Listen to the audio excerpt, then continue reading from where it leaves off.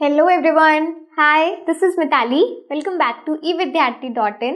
चलिए मूव करते हैं अपनी नेक्स्ट थ्योरम के साथ। So now we are on page number 174, theorem number 10.4। So let's see first हमारा स्टेटमेंट क्या कहता है, फिर उसको समझेंगे। So the line drawn to the centre of a circle to bisect the chord is perpendicular to the cord.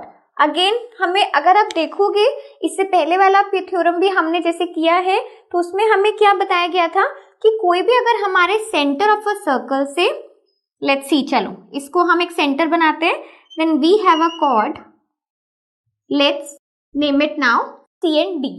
ठीक है, तो सी डी नाम की हमने कॉर्ड बनाई है, और इससे हमने अपने प्रीवियस थ्योरम में क्या पढ़ा था, that if we draw a perpendicular through the center of the circle, then that perpendicular will bisect the chord, right? अब अगर आप अपने स्टेटमेंट में ध्यान से देखोगे तो आपको क्या गिवन है, that there is a center and then a line drawn through the center to the chord, और ये जो लाइन है ऑलरेडी हमारी कॉर्ड को बाइसेक्ट करता है। फॉर एग्जाम्पल अगर हमने यहाँ पे पी एक पॉइंट लिया, सो ये हमें पहले से अपने स्टेटमेंट में पता है that C P is equals to D P. That means कि पी यहाँ पर क्या कर रहा है, एक मिड पॉइंट की तरह काम कर रहा है। So if this is possible, अगर पी एक मिड पॉइंट है सी डी का, then the line drawn this O P is a perpendicular to the chord C D. ये हमें बताया गया है।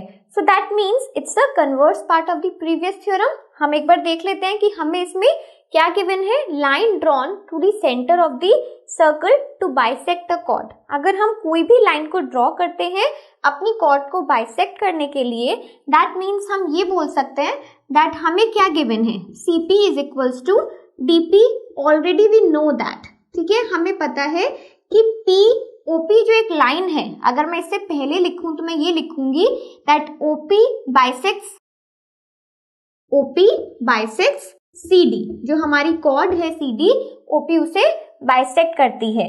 तो इससे हम कंक्लूजन क्या ड्राइव करेंगे कि जिसने हमारी कॉर्ड को बाइसेक्ट किया है वो खुद जो लाइन सेगमेंट है इज अ परपेंडिकुलर। वो क्या है, परपेंडिकुलर है to the cord CD।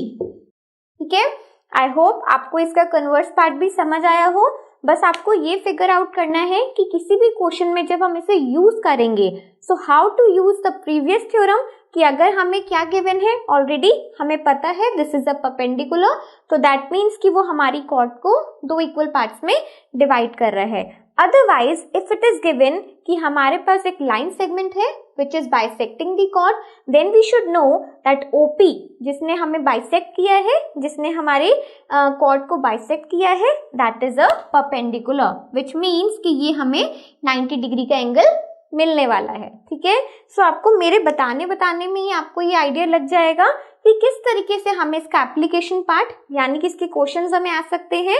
We can be asked for कि आपको ये एंगल 90 डिग्री का दिखाना है, और ये भी हो सकता है कि आपको यहाँ पर इस टाइप के दो ट्राइंगल्स बना दिए जाएं, कोई कॉन्ग्रुएंसी आपको दिखानी हो, so you can use the criteria of 90 degree, है ना।